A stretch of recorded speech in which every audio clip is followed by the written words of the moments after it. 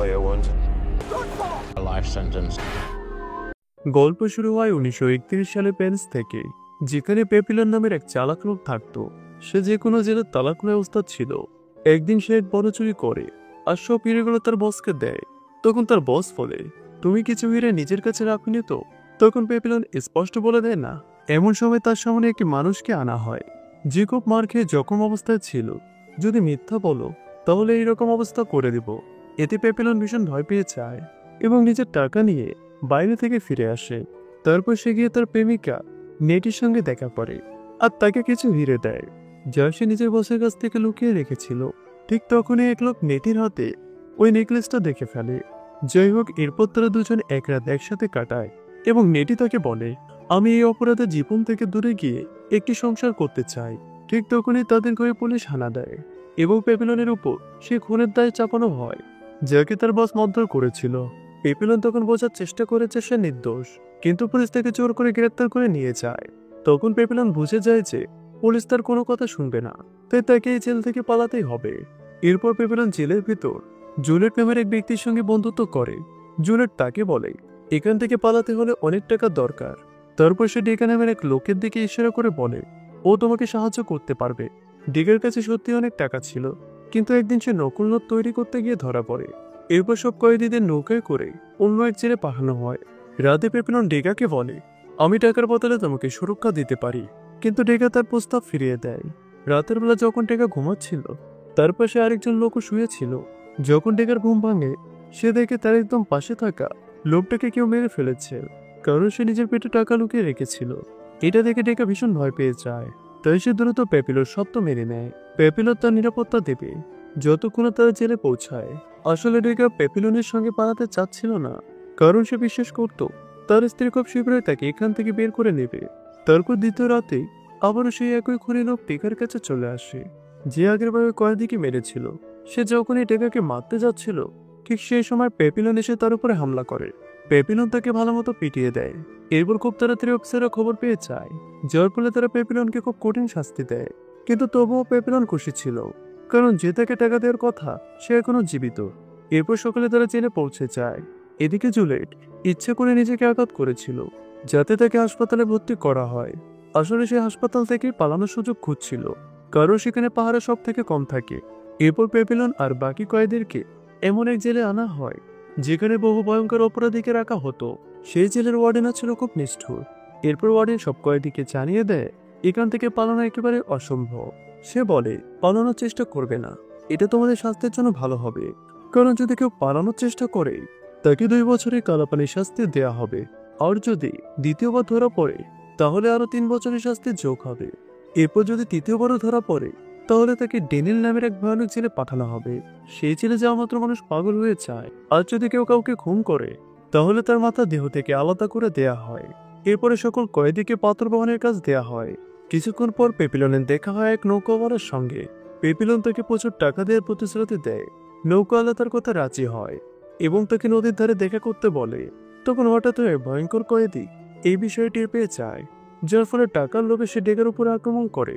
তখন পেপিলন আবারও ডেকার প্রাণ বাঁচায় এবং সেই কয়েদিকে প্রতিহত করে।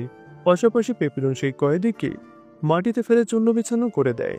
তখন ডেকা পেপিলনের দিকে তাকিয়ে বলে, যদি পেপিলন আমার সঙ্গে না থাকতো তাহলে আমি এখানে একদিনও টিকতে পারতাম না।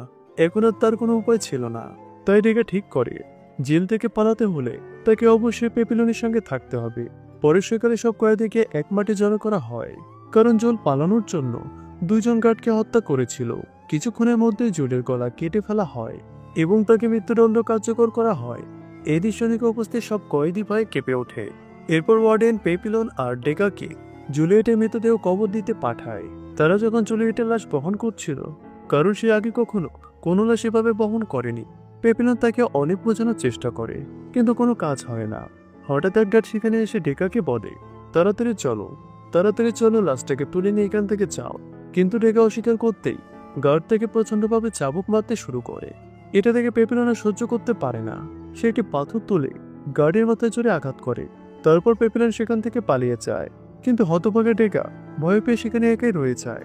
সে ভয় পাওয়ার কারণে এক পাও নড়তে পারছিল না। অন্যদিকে সেই রাতে পেপিলন সেই নৌকাওয়ালার সঙ্গে দেখা করতে যায়। পেপিলন যখন তার কাছে নৌকা চায়, লোকটা এটা শুনে চলে চলে হেসে ওঠে। পেপিলন কিছু না বুঝে পিছনে ঘুরে দেখে গার্ডরা তাকে চারদিক থেকে ঘিরে ফেলেছে। ঠিক তখনই আসল সত্যটা ফাঁস হয়। আসলে সেই নৌকাওয়ালার কাছে যদি কোনো কয়েদি পালাতে চাইতো, তখন সে সঙ্গে সঙ্গে ওয়ার্ডেনকে খবর দিয়ে দিত, অর্থাৎ নৌকা ছিল জেল কর্তৃপক্ষের গুপ্তচর। এর বিনিময়ে সে প্রচুর টাকা পেত।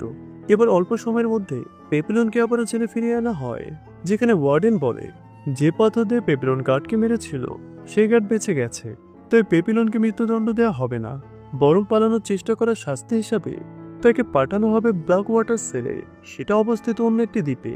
এরপর যখন পেপিলন সেখানে পৌঁছায়, ভয়ে যেন তার আত্মা কেঁপে ওঠে, কারণ আগের জেলে অন্তত কয়েদিরা একজন আরেকজনের সঙ্গে কথা বলতে পারত, এমনকি দেখা সাক্ষাৎ করতেও পারত।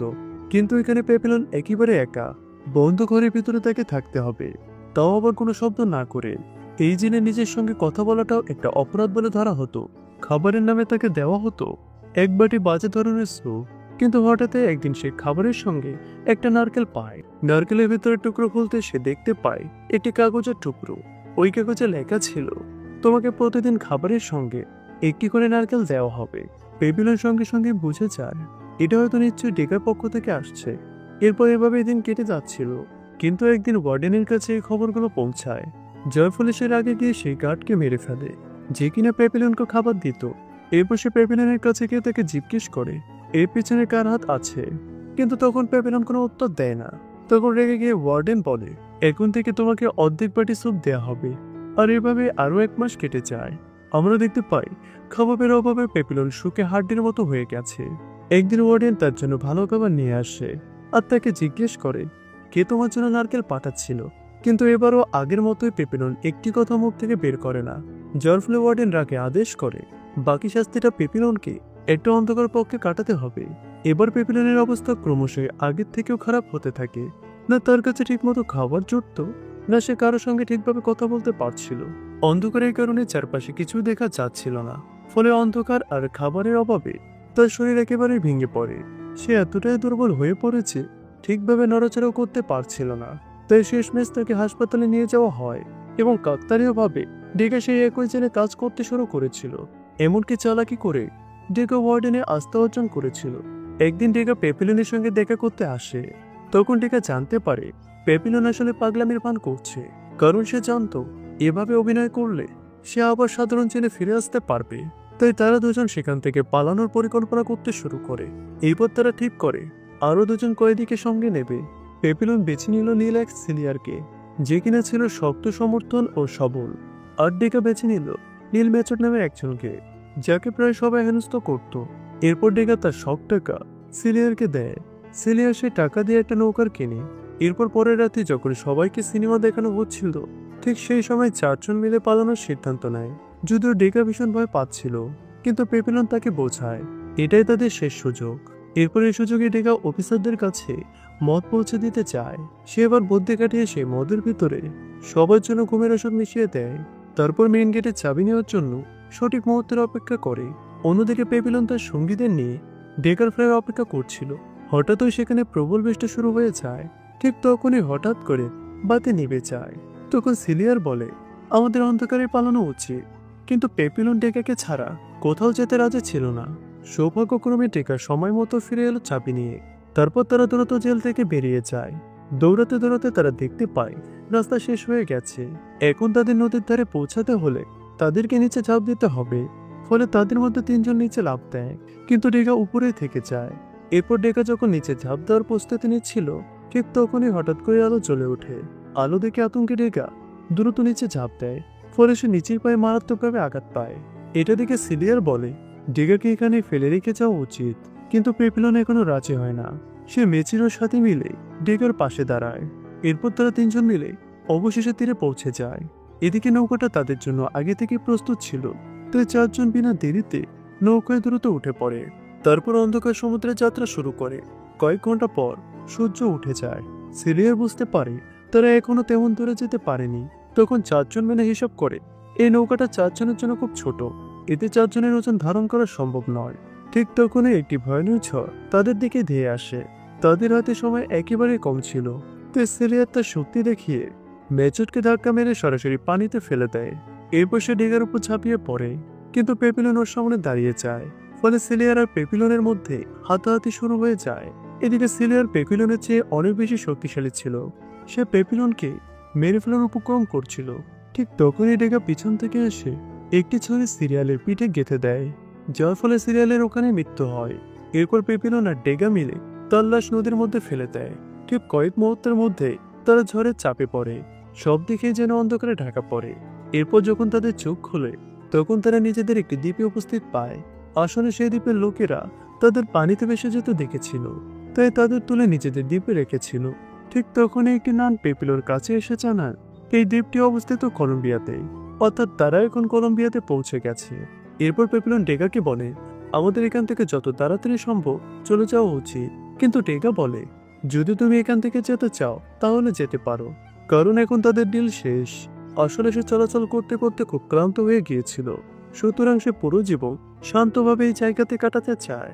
এখানে আমরা এটাও দেখতে পাই ম্যাচেরোটা বেঁচে গিয়েছিল আর সেও তাদের মতোই দ্বীপে পৌঁছেছে। এরপর পেপিলন তার কাছে গিয়ে বলে ভাই তোমাকে আমার সঙ্গে যেতে হবে। তখন ম্যাচেরোট বলে ভাই আমিও এখান থেকে যেতে চাই না, আমি ডেগার মতো এখানে থাকতে চাই, কারণ এখানে অনেক মজা আছে। সে এখানকার মেয়েদেরকে দেখে তাদের পিছনে লাড্ডু হয়ে গেছে। এদিকে অবশেষে পেপিলন সিদ্ধান্ত নেয় সে একাই যাবে। ঠিক তখন তার নজর পড়ে একটি অফিসারের উপর। পেপিলন তখন জানতে পারে নান তাদের খবর দেওয়ার পাশাপাশি সে পুলিশকে গিয়েও খবর দিয়ে দিয়েছে। এটা বুঝতে পেরে পেপিলন তৎক্ষণাৎ ডেগার কাছে গিয়ে তাকে সবকিছু জানায়। কিন্তু ঠিক সেই মুহূর্তে পুলিশ এসে তাদের দুজনকে ধরে ফেলে। তাদের ধরা পড়ার পর তারা ম্যাচরুটকে ধরে ওই জায়গাতে গুলি চালায়। এরপর শেষ পর্যন্ত পেপিলন ও ডেগাকে ধরে আবারও সেই জেলে ফিরে আনা হলো। এরপর সিন চেঞ্জ হয়ে 5 বছর পরে আমরা পেপিলনকে দেখতে পাই। সে 5 বছরের কালো পানির সাজা শেষ করেছিল। এরপর তাকে ডেভিল আইল্যান্ডের জেলে পাঠানো হচ্ছিল। পেপিলন সেখানে গিয়ে হতবাক হয়ে যায়, কারণ ডেগাও সেখানে বন্দী ছিল। আসলে সে অফিসারদের অ্যালকোহলে মাদক মিশিয়েছিল, এই কারণে ডেগাকে আগে সে জেলে পাঠানো হয়েছিল। 5 বছর পর তারা একে অপরকে দেখে অনেক বেশি খুশি হয়। এরপর দুজনে সমুদ্রের তীরে বসে ছিল। ঠিক তখন পেপিলনের মাথায় একটি আইডিয়া আসে। পেপিলন ডেগাকে বলে আমরা দুজন মিলে একটি রাফট বানাই, যা সমুদ্রের ধারা অনুযায়ী আপনা আপনি অন্য তীরে পৌঁছে দিবে। কিন্তু ডেগা তাকে বলে ভাই যাই করতে চাও তুমি একা করো, আমাকে আর এই কাছে জড়াতে চেও না, কারণ সে 5 বছর ধরে এখানকার জীবন শান্তিভাবে কাটাচ্ছিল। এছাড়াও তার স্ত্রীও অন্য কারোর সাথে বিবাহ বন্ধনে আবদ্ধ হয়ে গিয়েছিল, সেজন্য তার ফিরে আসার প্রতি আর কোনো বিশেষ আগ্রহ ছিল না। কিন্তু তবুও ডেগা পেপিলনের সাহায্যের জন্য নারকেল দিয়ে রাব তৈরি করতে শুরু করে। পরের সকালে তারা একে অপরকে আলিঙ্গন করে বিদায় বলে। এরপর পেপিলন সেই রাবকে সমুদ্রে ফেলে আর তার উপরে ঝাঁপ দেয়। সৌভাগ্যবশত এইবার তার পরিকল্পনা সফল হয়, কারণ সমুদ্রের ঢেউগুলো তাকে অন্য তীরে পৌঁছে দেয়, যা দেখে ডেগার চোখে পানি চলে আসে। আর এখানে সিনেমাটি শেষ হয়ে যায়। তো বন্ধুরা, আপনাদের যদি সিনেমাটি ভালো লেগে থাকে তাহলে অবশ্যই লাইক করে দিবেন। দেখা হবে পরের নতুন ভিডিওতে, ততক্ষণ অবধি ভালো থাকবেন।